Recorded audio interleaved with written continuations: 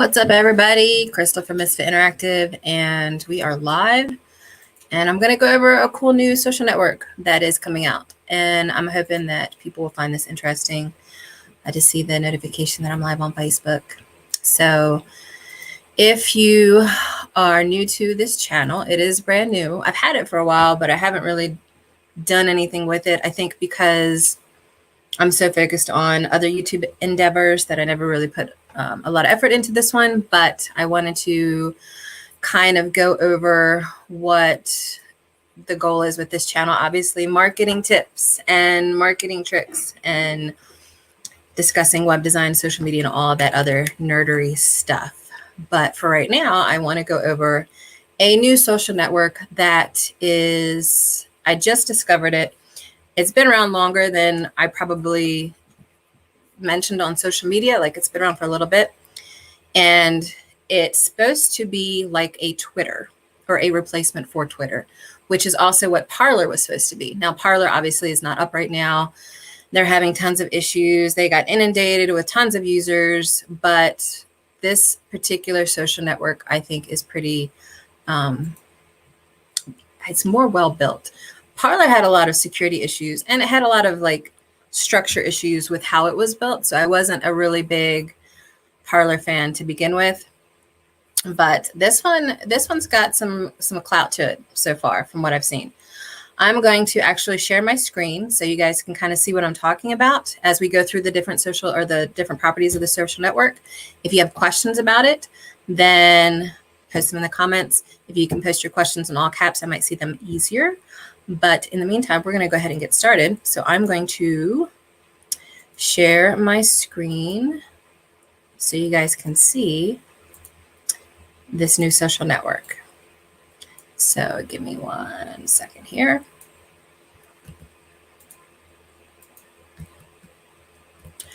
All right, so here we go. This is a new social network called Flote, F-L-O-T-E. And you can get to it by going to flote.app.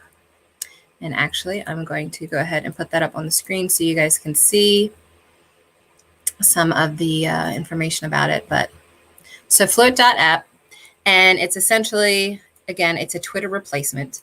What I like about this, and I've only created a personal account so far, but it has all the typical pieces that you would expect from Twitter. You have the ability to make posts, include pictures, and I don't think it has the character limit. I didn't check that part out that Twitter has. You have your profile that kind of, in a way, it also kind of looks like Facebook and how this is set up, or how Facebook used to be set up, but it's not the style of Facebook. It's more like you make your posts and you can do replies to people. And that's pretty much it. It doesn't have like the group functionalities or the page functionalities that I've seen yet. It's still in beta on app versions. This is the desktop version that you're seeing now, but you can access this through the iOS store or the Google Play Store. So I have downloaded it. Those are in beta. So we're just going to show you the web right now, but the beta app versions are working really well. I played with those this morning just to check it out. What I like about Flote is that even though it's got a very basic UI format here, like this is there's nothing spectacular about the way that this is designed, but I think that's part of the charm, because to me, it means that they're putting a lot of focus into the actual functionality behind the scenes. You can kind of see from the trending hashtags here, the type of audience that is currently on Flote. So you're going to see a more conservative audience. Now, when I say this, I don't mean that it's only conservative. Even with Parler, you're going to have people that aren't only conservative. Hey, Misty, I see you in there. So this isn't only a conservative platform. And none of them are. You could even find a bunch of left-wing style commentary on Parler. You just might be met with some resistance from the existing user base there. So you'll get an idea of the type of audience you see here. The couple differences about Flote that I really like is when you go to your profile, you obviously have the ability to have your cover photo, your avatar, you've got your followers, your URL, things like that.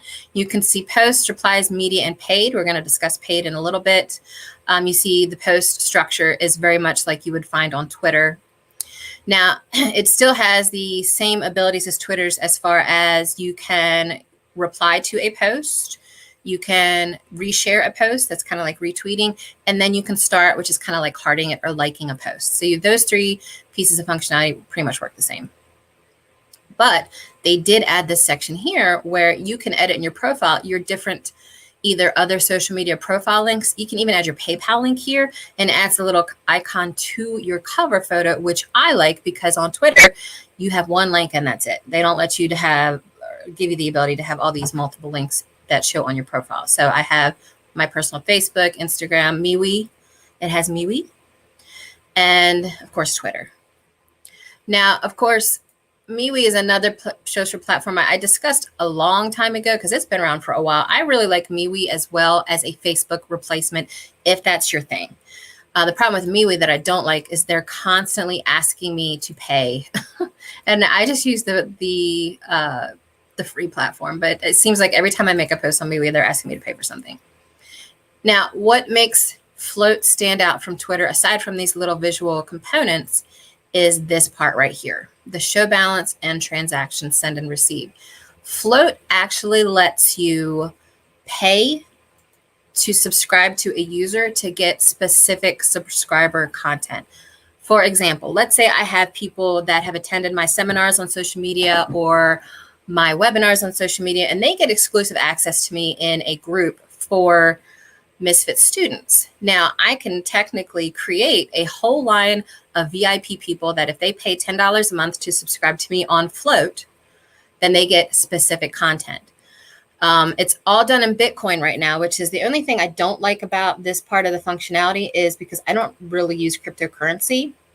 They did say on their website that they are intending to, one, add community boards, which may let them compete with Facebook a little bit. Group messaging, which again might compete with Facebook, and then more currencies. I'm hoping that that means that they're going to do PayPal. I would much prefer that type of currency than working with crypto, especially because crypto is a little volatile right now. But let's say I have a VIP list. They can subscribe. They can see my paid posts here on the paid tab. And then I can go to my profile and I can either send money or I can receive money. I can see my transactions. I can show my balance. Obviously, I don't have any right now. You can, up your balance if you want through Bitcoin. So you get to have subscriber content on here, almost like a Patreon. So in a way, they're kind of competing with Patreon with that as well. Let me make sure I'm not missing any comments. Nope, I just see Misty in here. So that's kind of a neat feature that they have for this new Float app. The fact that they even have an app out where things like Gab, which are completely browser-based right now, or Parler with their app going down, I think really sets them up to be a competitor for Parler and really for Gab as well. I'm really digging how Float's working so far.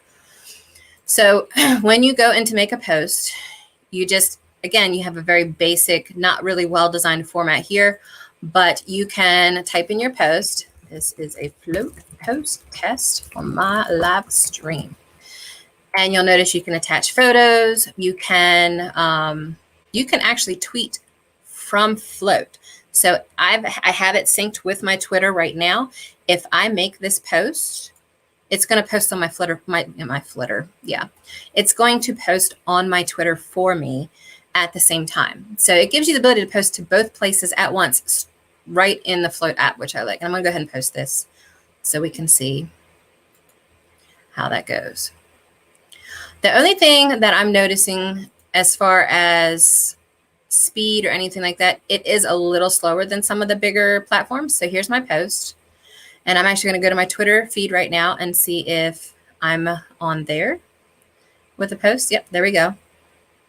So we've got a little Twitter post here. So that's kind of convenient if you are on both platforms. I'm curious whether they're going to add features to do that to other platforms. I don't think I'll use that very much because as a social media manager, I use other software to post around, but that's kind of interesting. Another question people have had about this platform or in platforms in general is about security. Now you do have the ability to make have your subscription tiers, which by the way, you can have multiple tiers for multiple prices, which is, I guess, kind of like an OnlyFans functionality to this platform. If you're familiar with OnlyFans, it's a way to have subscriber content like Patreon.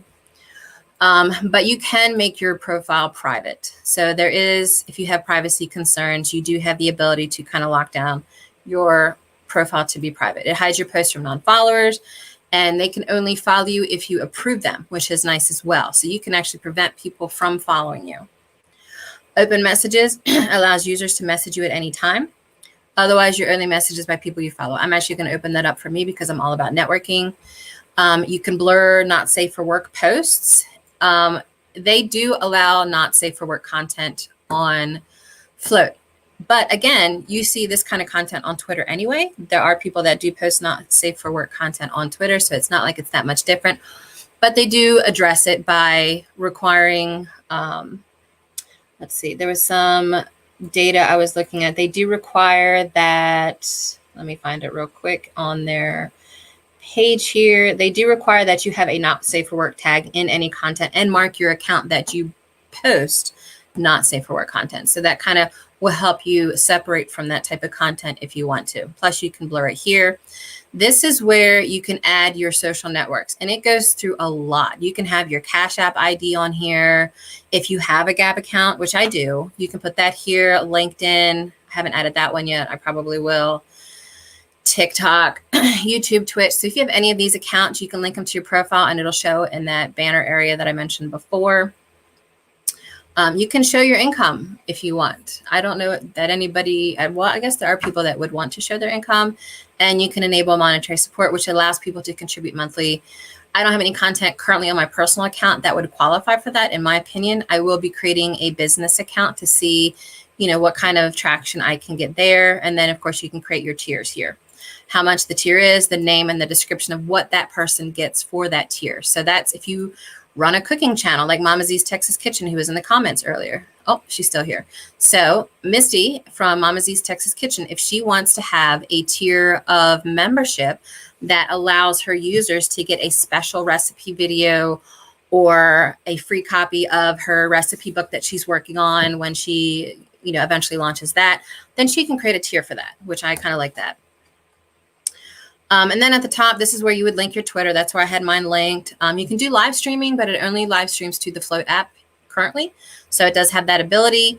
You can import your Facebook data. I have not messed with that yet. I'm still playing around with it. That might be something I look at later. And then, of course, you can promote a post and make ads for your post to get out to more people, which I like.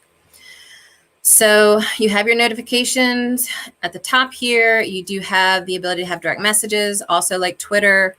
But for the most part, it's just like Twitter. I've followed maybe 1 or 2 accounts so far. Actually, let me see if it shows me who I'm following. Yes, I'm following 3 accounts. This is the guy that created the app, of course, the official app, and then a friend of mine that's in the homesteading community is currently on here. And eventually I will... Oh, he followed me back. So eventually I will have some extra followers at some point once I get more into the platform. But for right now, this is what we got. So really, this is a really good platform so far. I'm curious to see if that's Haas Tools or not. No, it just says Haas. So, create an account. It's free. You don't have to pay to use this app. The only thing you would have to pay is if you wanted to subscribe to other people with their custom content. But again, you don't have to do that at all. I probably will not be subscribing to anybody unless they provide really good content that I would be interested in paying for. But for the most part, this is the app, and it's web-based and it has apps out. If you go to the Float app homepage while you're logged out, it'll show you the links to the app itself where you can download. So there's Misty. Misty, do you have any questions about the Float app? Because, it's pretty interesting. I know that I have to look over my little banner here, that it's still a big, there's so many apps out there anymore, especially for social media, that it's hard to keep track of all of them. And I get a lot of clients that ask me how do I know what to post to, what to post where. And there's so many that keep coming out with new ones. How do you keep track of them all? And the honest answer is you don't. You have to just either put in the work, or you have to find, I guess, software that allows you to post to multiple ones at the same time. Hootsuite only does the major ones. There's a couple, I use a different one that doesn't do this particular app yet. But again, it's new. It takes time for these companies that allow you to do multiple postings to want to, support those, because it takes effort on their part to understand how the app is set up, how the social network is set up, how they can integrate. So it takes some time. Misty says, I will check it out. I like to be on all the things. Yeah. I'm on everything, and everything that comes out, I get on anyway. Like, to me, it's fun to experiment and try things out and see, well, how can I utilize this to grow my business? Or how can I utilize this to extend my reach? And the truth of the matter is everything can. So if you're interested in extending your reach, try out everything. Even if you just try it out casually, you don't have to make it official yet until you have the time to do it. The app itself is centered around not being censored. So it's against censorship. That was kind of their big thing. They don't have a lot of rules yet. And I read their privacy policy, and their privacy policy is a little thin. So I'm assuming they will update that as they go. Their main rules for this platform are no spam, no doxing, no malware, no username squatting, which I don't see that one a lot in some of these social networks. They really don't want people to just create a username and then not use it. So if you create an account, they're kind of expecting you to use it. And then another rule is if you do upload adult imagery, it has to be marked with a hashtag NSFW for not safe for work. If the imagery in the user's avatar header image, then the not safe for work hashtag has to be placed in the user bio. So you can restrict not safe for work content that way. You cannot impersonate accounts. So parody accounts must be marked as in a user's display name, username, or bio. So you have to mark whether you are a parody account. So it does have a couple rules in regards to that. You must be at least 13 years of age to create an account, which is standard. Facebook has that rule as well. And then if you want to delete your account, I don't think they have a delete function yet. I think you actually have to contact them directly. So again, the app is called Flote, FLOTE.app is where you get it. It does have the ability to download an app if you want to use it on your phone, but you can use it on your browser just as well. I'm going to share it again real quick because I see we've got some new users in here just so they can kind of see what we got going on here. So this is the Flote app again, flote.app. And it's a pretty stout looking platform. I'm really impressed with how they've designed it so far, still being so new, and even their apps being in beta right now. The ability to have subscribed paid content on here, kind of like OnlyFans or Patreon, really makes this one stand out from Twitter. I think that is the main feature that really makes this one interesting to me. The fact that, it is anti-censorship. You will have to be careful that you're not creating this weird, I don't want to say conspiracy theory echo chamber, but there's going to be people that are posting things that they're just posting, and it may not necessarily be accurate. So you still have to practice the diligence of when you're on a social network, making sure that you're verifying the information you're reading is correct. That's just standard information. I do like that they let you add different profile icons here for your other social networks. That to me is something, I don't know why other social networks won't do that, because it allows us to, Facebook allows you to put extra URLs, but Twitter doesn't, Instagram doesn't. So I'm really digging this. Again, you can see posts, you can see replies. I haven't replied to anybody. Any media that somebody has uploaded, like images, video, audio, and then of course that paid feature, which again, if I had paid subscribers on my Flote account, that's where that information would be for them. So this is a really cool platform. I think if you have not checked it out, go to flote.app, check it out, and start playing with it. It's only going to get better from here, and it's already pretty great. So there's that. Again, you can check that out at flote.app. And of course, I also have a free group that anybody can join if they want free marketing tips at misfitinteractive.com/be-a-misfit. So definitely check that out.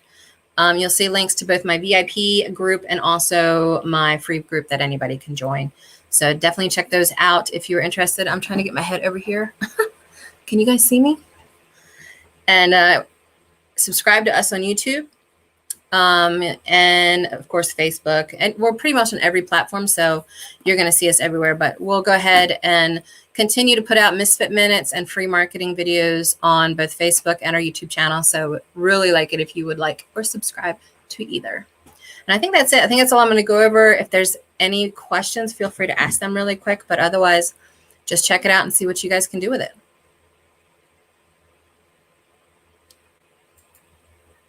I wonder if this lets me. I'm still playing around with StreamYard, but so far it's pretty cool.